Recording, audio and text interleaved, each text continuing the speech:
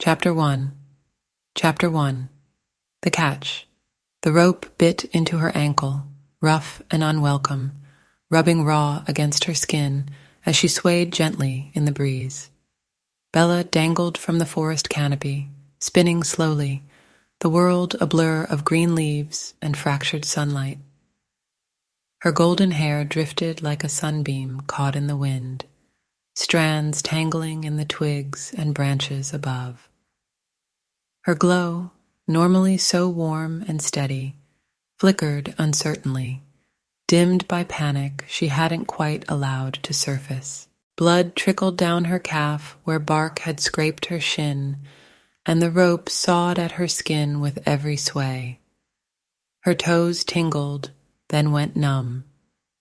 The pain was dull for now, but it pulsed in rhythm with her racing heartbeat. Her skin sparkled faintly in the dappled light that filtered through the canopy.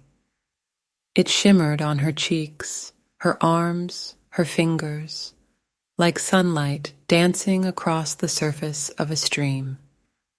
If someone had passed below, they might have mistaken her for a fallen star snagged in a web of vines. Panic frothed just beneath the surface. It fizzed like acid at the back of her throat, threatening to boil over. She inhaled again, slower this time, and exhaled even slower. She wasn't in danger, not yet. She could keep her head. She always had, even when things went sideways. When tutors snapped at her for being late. When council elders scoffed at her questions. When her father said she was wasting her gift. She always found her center, found the stillness, and she would find it now. Even here, trapped, spinning like a fish on a hook, she would find a way out. This was supposed to be an adventure, a secret trek through the sacred woods, following a half-whispered rumor about the Mother Fae. Not a rebellion, not a statement, just curiosity on quiet feet. Magic older than her bloodline had called to her, and she had answered. But now, dangling in a snare, that certainty cracked. She inhaled, exhaled, steadier this time.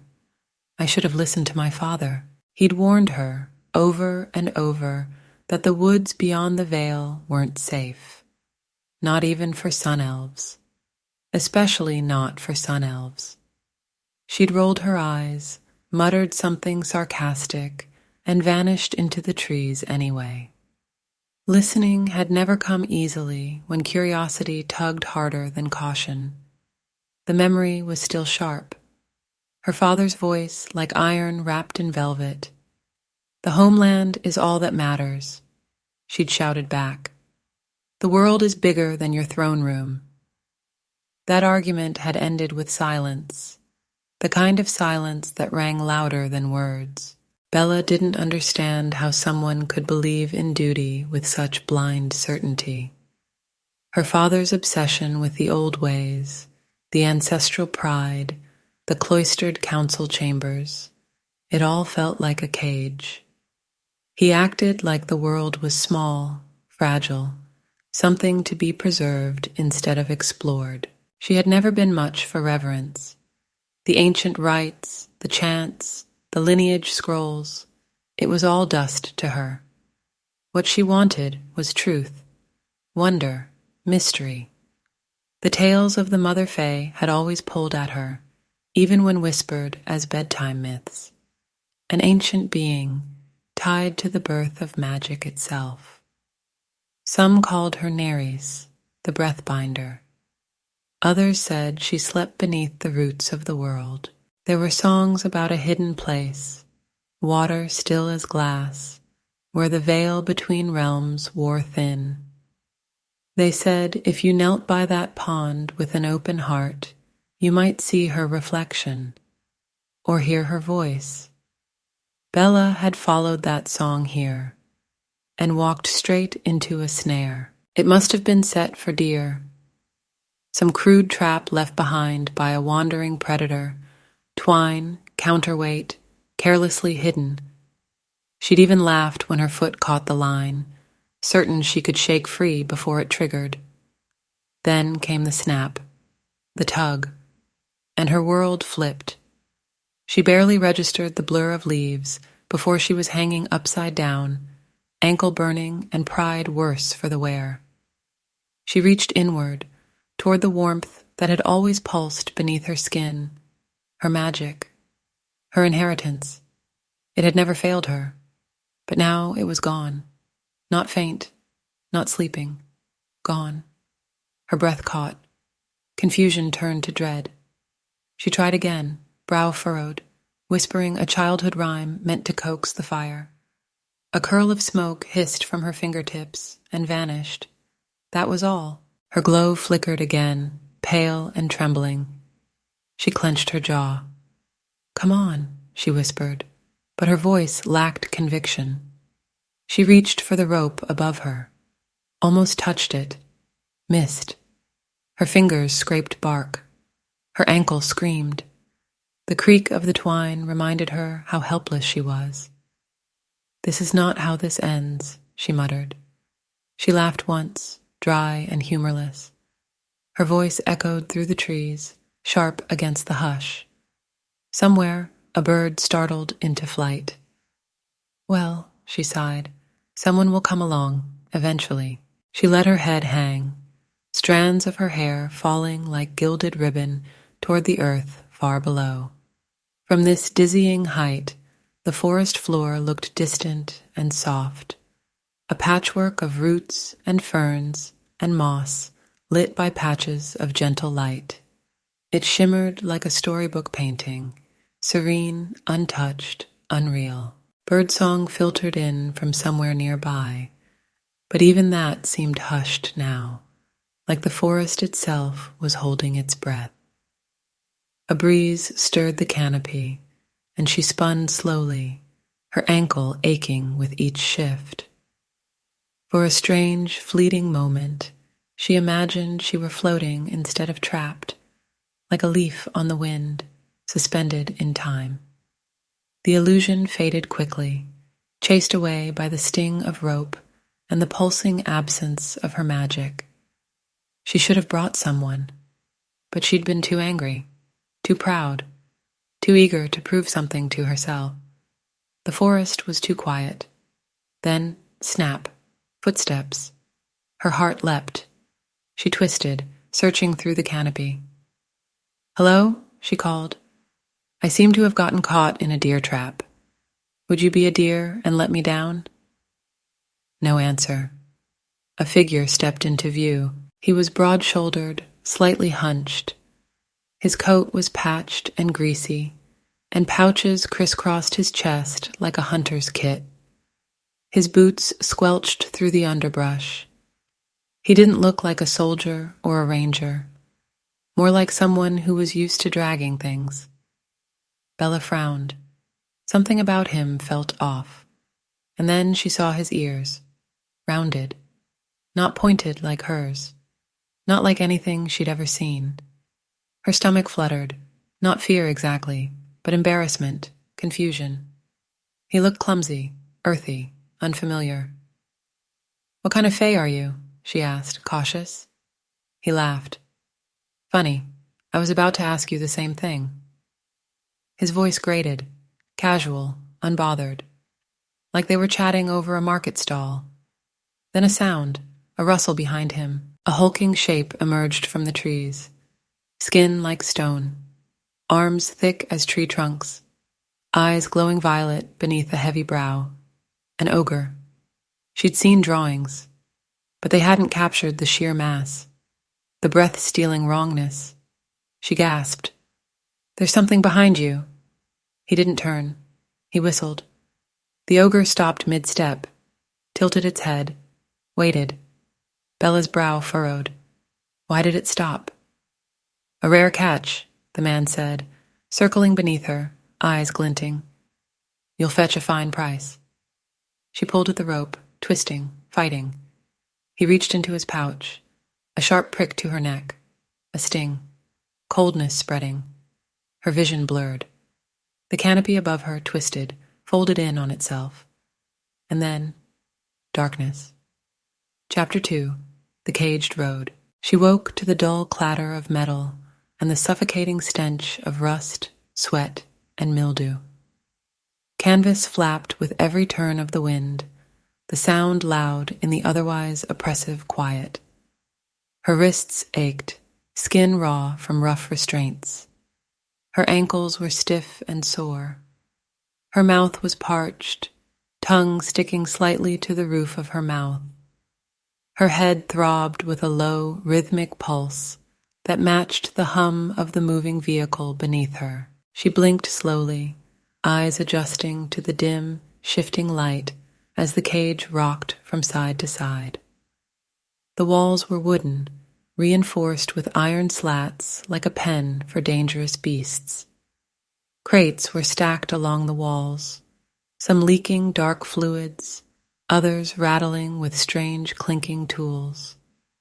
The straw beneath her was thin and damp, the air thick with the scent of old blood, unwashed bodies, and rotting wood pressed in on all sides. A voice chirped brightly from nearby, too cheerful for such a setting. "Oh, good. I was wondering when you'd wake up. You've been out for hours. I was starting to think maybe you were dead. That would have made for a very awkward ride." Bella turned her head slowly, disoriented. Across from her sat someone who looked almost like a girl, if a girl had feathers instead of hair. Iridescent plumage glinted orange, green, gold, and violet in the dim light. A narrow beak-like nose peeked from a sharp, expressive face. A decorative crest swept back from her scalp like a crown, and she bounced slightly where she sat on the bench. "I haven't seen any fae like you before," the bird fae continued, her voice fluttering like wings. "Where are you from? Are you sun-touched, star-born? You've got a glow, you know, like a sparkler. I thought maybe dreams pun, but they're too floaty. You look grounded. Is it the hair or your skin? You're golden. Are you always golden?" Bella tried to answer, but her throat was raw. She coughed. The bird fae waved her off. "Don't worry, happens to all of us. Could be shock, could be the band, dehydration, or maybe you hit your head. You didn't hit your head, did you?" Bella rasped. "Where am I?" "Truck," the girl said simply, then added, "In a cage, heading to wherever the humans want us. You'll get used to it, or you won't. I'm Kira, by the way." "Bella," she said, voice hoarse. Kira's face lit up. "Pretty, very regal, but you might not get to keep it. The humans love renaming us. Makes us easier to file or sell. They tried calling me Polly once. Polly, can you believe it?" Bella sat up with effort, wincing. Her limbs protested every movement. The truck jolted, the floor lurching beneath her. The smell worsened the longer she breathed. In the far corner, a shape stirred. Barely a shape, really. A figure made of mist and wind. Ethereal and twitching, the air elemental pulsed weakly like a dying candle. "What's wrong with them?" Bella asked. "Overexerted," Kira said, her tone suddenly grave. "Tried to resist the band. Maybe tried to vanish. Can't do that anymore. Probably burned through what little strength they had. Happens all the time." Bella looked down. Around her wrist gleamed a slim metal band, cool against her skin. Faint blue runes glowed softly, pulsing like a heartbeat. "Restraining band," Kira said, tapping her own with a feathered finger. "Shuts off your magic completely, like someone snuffed out a candle in your soul. And it listens to their words, their commands. You try to fight it, it fights back, hard. It's not just pain either. It's like it reaches inside and yanks at your core, like your magic's being dragged across broken glass. And worse, your body moves to obey even when your mind screams no. You're still aware, still resisting, but you can't stop it. It makes you betray yourself, and you'll remember every second of it. Bella recoiled slightly. It feels wrong. That's because it is, Kira replied. Some say they're etched with cursed runes written by a mad seer who vanished centuries ago.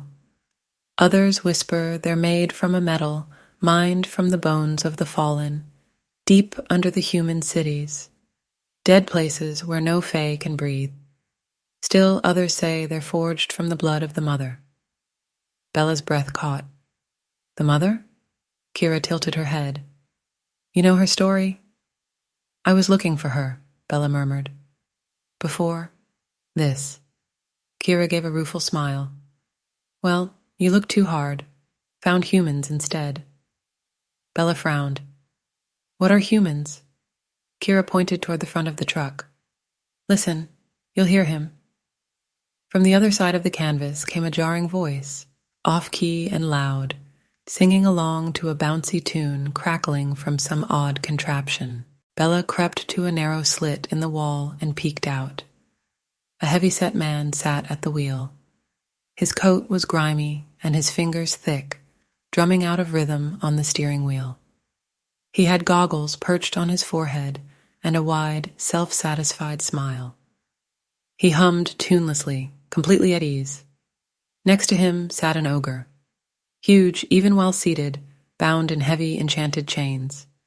His muscles bulged against the restraints. His head was bowed, eyes closed, silent, breathing slow. He works for the trapper? Bella asked.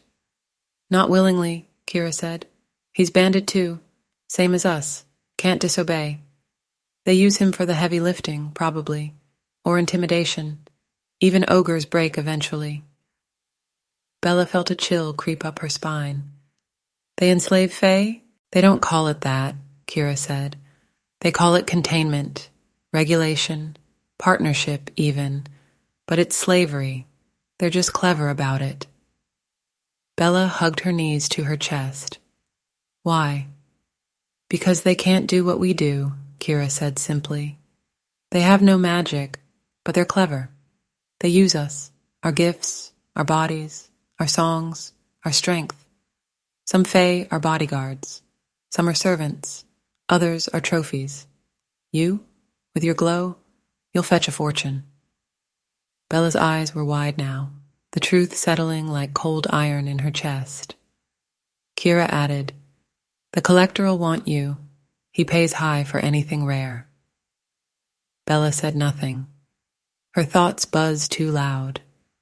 Her fingers drifted back to the band at her wrist. She glanced again at the air elemental, still flickering faintly, like a candle guttering in wind, and something tugged at her. A pull, quiet but insistent, deeper than sympathy. She inched closer, her fingers trembling slightly as she reached out. The air around the elemental shimmered. Her band stayed cool, quiet. She pressed her palm gently to the empty space where its form trembled. A golden glow spread from her hand, soft and warm, weaving into the flickering mist. The elemental twitched, a whisper of breath escaping it. Its form brightened, only a little, but enough to hold shape. Enough to survive. Bella swayed, her vision swimming. The warmth had drained from her fingers. Her chest ached, as if her breath had been torn in half. Magic flowed from her like water through a cracked bowl, barely controlled and costly. But she didn't stop until the elemental's pulse steadied. Kira was staring. That was stupid, she said quietly, but kind. Bella fell back against the wooden wall, lightheaded. The band around her wrist pulsed once, angrily. She closed her eyes, breathing shallowly. I had to try, she whispered. Chapter 3. Bella didn't remember falling asleep, but when she opened her eyes again, the truck had stopped. The canvas flaps had been rolled up, letting sharp daylight and colder air spill into the space. They were no longer in the forest. Cobblestones lined the ground, wet with recent rain. The scent of oil and iron hung in the air, thick, acrid, and foreign.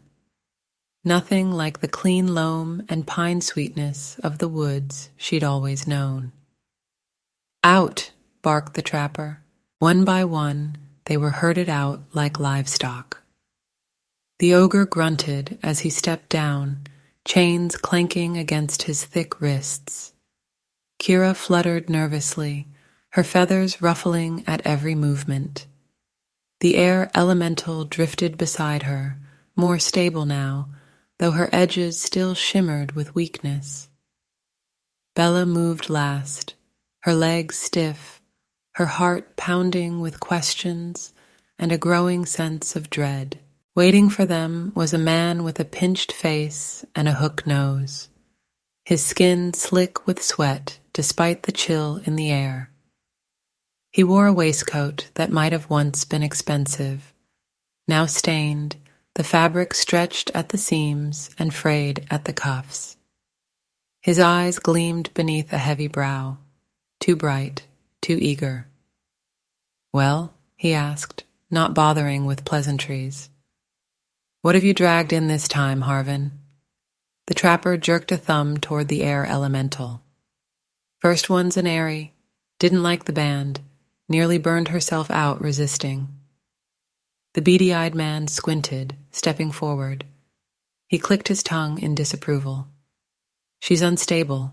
Look at her, barely holding shape. You want full price for that?" Harvin shrugged.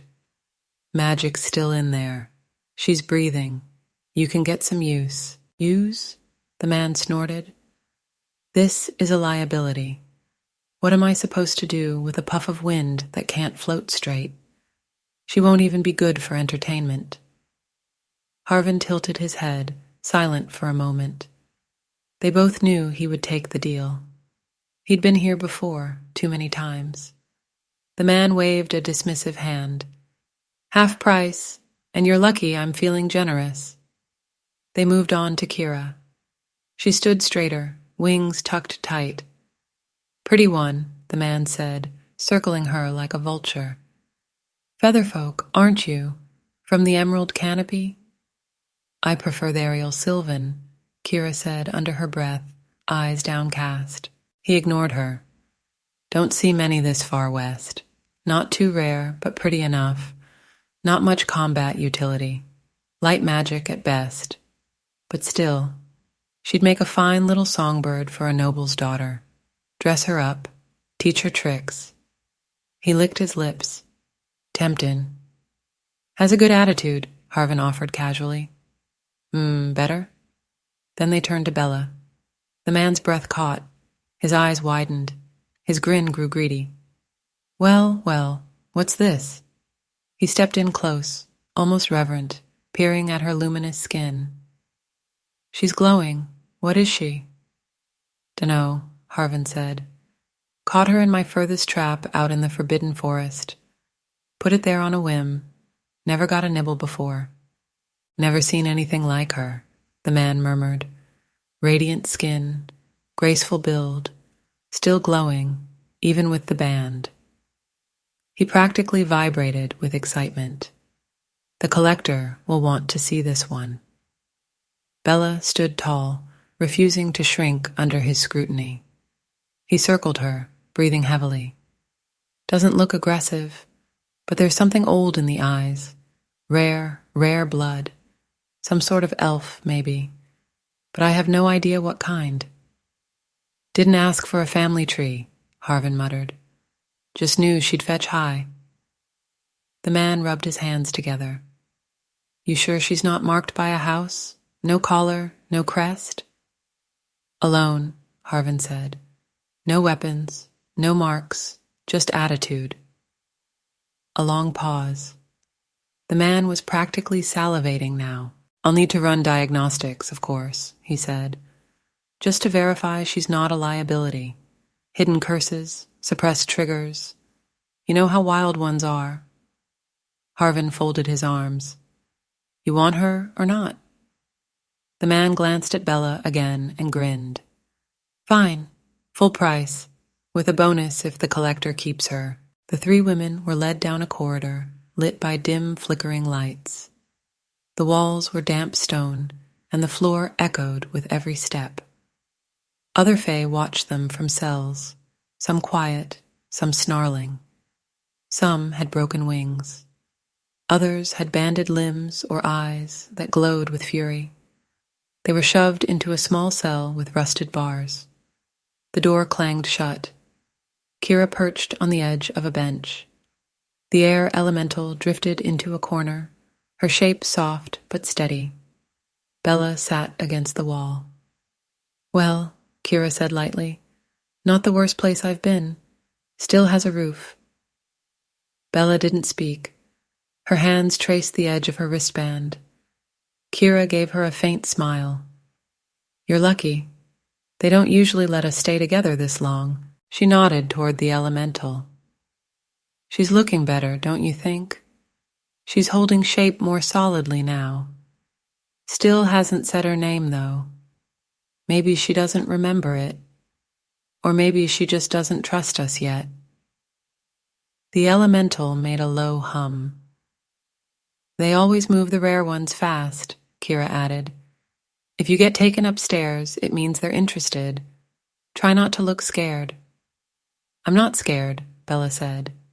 Kira grinned. Then you're better at pretending than I am. They sat quietly. Somewhere nearby, someone shouted in pain. Another cell door slammed. The metallic scent of old blood hung in the air. The beady-eyed man returned, out of breath, his face flushed. He was practically vibrating. Good news, Shiny, he said, opening the door. You've got a buyer. A wood elf followed him, tall, broad, grim. His eyes stayed low. He moved to Bella. Please don't fight, he murmured. I don't want to hurt you. Bella didn't resist. She wasn't even sure why. She was led to a smaller truck. This one smelled of leather and metal polish. She sat in silence as the road wound beneath them, her hands clenched in her lap. Finally, they arrived. The building was palatial, arched windows, golden trim, marble floors that gleamed under the soft lights. Statues of monstrous fae lined the entryway. Guards stood like statues, armed and silent. They entered a chamber that stretched long and wide. Not quite a throne room, but close.